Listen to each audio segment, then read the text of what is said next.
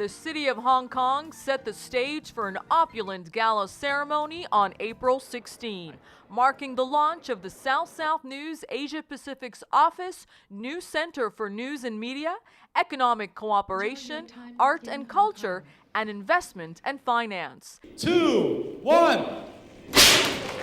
These centers will support South-South News' mission to share the best practices for achieving the UN's Millennium Development Goals. Hong Kong has been continuing to show the lead among the regulatory authorities of ITU.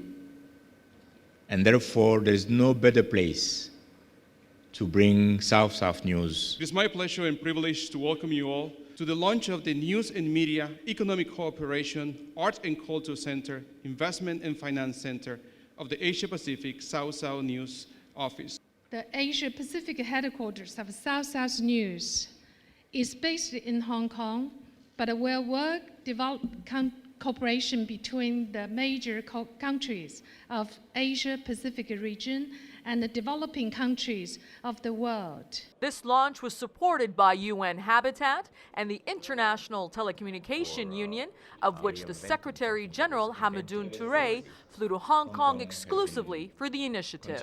The best practices that will lead us to Rio Plus 20 will have a key effect, and this is why South-South News has been very successful in bringing all the key players together here to exchange information on how we can move forward.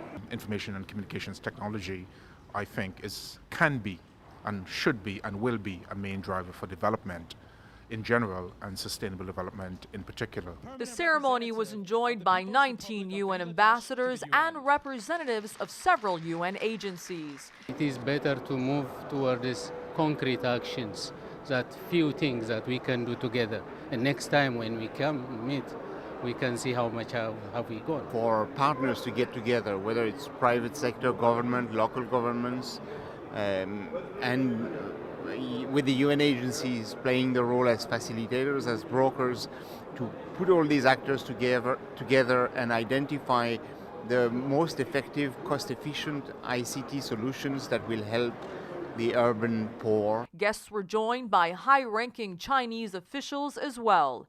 Li Gang, the Deputy Executive of the People's Republic of China's Asia Office, Si Weiliong, the new Chief Executive-elect of Hong Kong, and Hong Xiaoyong, the Deputy Commissioner of the Commissioner's Office of China's Foreign Ministry in Hong Kong.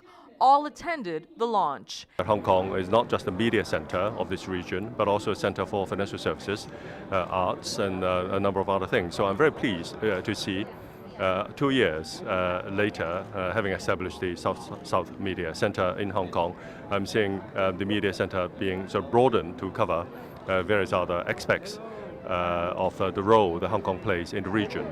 And the expanded use of ICTs for development. We could use ICT to consolidate our achievements in the areas of health, in education itself, distant learning, etc.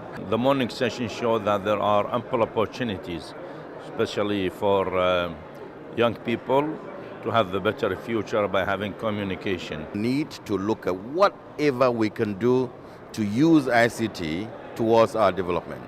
To the creation of employment and also to finding adequate solutions to our problems. Coming shortly after the conclusion of a high-level meeting on the use of ICTs to promote sustainable urbanization for developing countries, this dinner also featured the presentation of a painting by well-known Chinese artist Yan Zhen, representing nature and the interconnectedness and unity of the global South. This painting will be displayed prominently in the South-South News Asia-Pacific office. Afaf Kanja for South-South News, Hong Kong.